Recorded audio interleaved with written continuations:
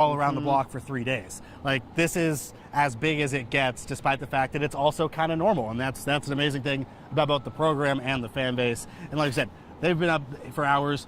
The gates have been open. They've been filling in a good amount, a surprising amount, I think, of New Jersey Tech fans. I've seen two that made the trek down. That's fun.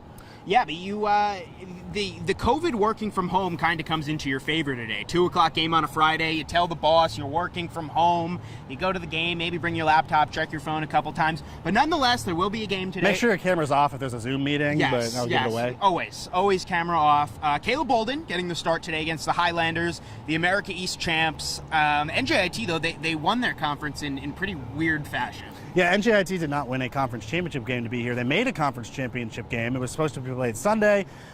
Wherever the America East was playing was very rainy that Sunday. They couldn't get it in time, so they said, okay, no championship game. We're sorry, Stony Brook, you guys go home. NJIT, your conference champs, welcome to Fayetteville. I'm the #1 team in the country. Yeah, Stony Brook cannot be happy. So obviously a David versus Goliath kind of matchup today. NJIT, it's nice for them that they got that regional, but like you said, now stuck with the #1 team in the country. But Arkansas, when you're playing anyone in a regional, you can't overlook them, even though you're coming in as a heavily favored. Look, baseball is probably the silliest sport there is. In college baseball, doubly so. You never know what's going to happen.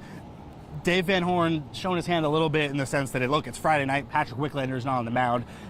But that's the thing. Regionals, it's a whole different beast. It's not the regular season. It's not the SEC tournament. It's its own weird format, its own weird strategy. So you roll with Caleb Bolden. You hope he can get you, 4 or 5 innings maybe, and then it's a good left-handed pitcher on the mound tomorrow against the winner of Nebraska Northeastern.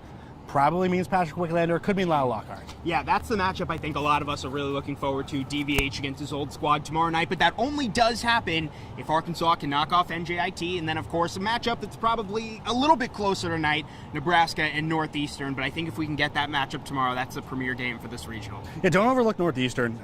They come in hot, and one of the kind of hip under the radar picks, if you look at what the experts are saying, but both kind of Arkansas and Nebraska fans had kind of rightful reasons to be upset about this matchup. Arkansas fans, because you're the #1 overall team in the country, you're kind of supposed to get, the way it lines up, the worst #2 seed. A bit of a cakewalk, as you can for a regional. Right, which Nebraska most definitely isn't. Nebraska, on the other side, they were upset almost that they didn't get to host. I mean, this was a top 20 team for most of the season. I think the fact that the Big Ten only played Big Ten teams and then didn't look that good, only 3 teams making the tournament, kind of played into that there. But Nebraska didn't expect to be on the road, the #1 team in the country. Absolutely. And for today's matchup, you look at Arkansas's lineup, they have all the usuals in there. Braden Webb back in the lineup after his hot dog fiasco.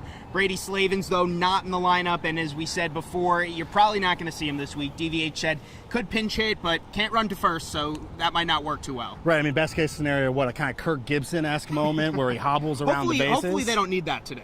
No, you don't want a season that's been so improbable, the impossible to happen in day 1 of a regional against New Jersey Tech. No offense to the Highlanders, they're not the 1988 Oakland A's. And then Zeb Vermillion, obviously a key part of that Arkansas pitching core, definitely out for the weekend. Not out for the year. DVH hopes he can return for a super regional if the Hogs can get that far. But you're going to have no Zeb Vermillion today. So how does Arkansas fare with that shorthanded lineup?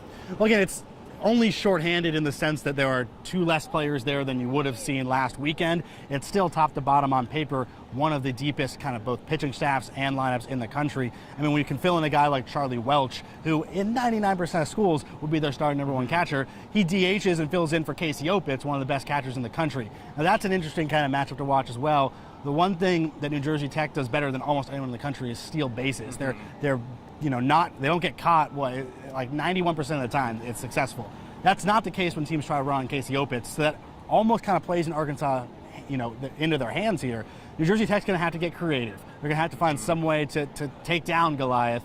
Casey Opitz kind of puts a wrench in those plans. Yeah, absolutely. I mean, you talked about Casey Opitz. Every time he throws out a runner, you get that whole don't run on Casey Opitz. What are you doing? You haven't been watching. But 61 of 67 attempted steals for NJIT this year successful. That's pretty good. So that's going to be a really fun matchup. But NJIT, they kind of come in today with that nothing to lose mentality where the pressure's almost maybe a little bit more on Arkansas because you can't lose today. Exactly. Now, look, in a regional, losing one game is all but a death sentence. It's very, very difficult to get in that loser's bracket at any point. Losing today, losing tomorrow, you're going to have to win 2 games in a day at one point. You really want to avoid that, especially if you're Arkansas, a pitching staff that's not going to have Zed Vermillion, that doesn't have Peyton Pallette for the whole season now. Yeah, are they still one of the best staffs in the country? Yes. Are they a little less equipped to handle the grind of playing 2 games in a day possibly? Also yes. So 2 p.m. first pitch here from Baum-Walker Stadium over on ESPN3. I think this year we've gotten used to those online streams, so I think you know where to go to find that.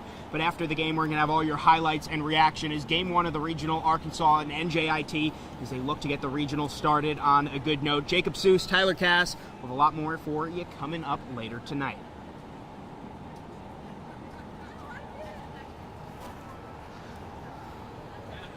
Oh. It's only 6 minutes. I felt longer.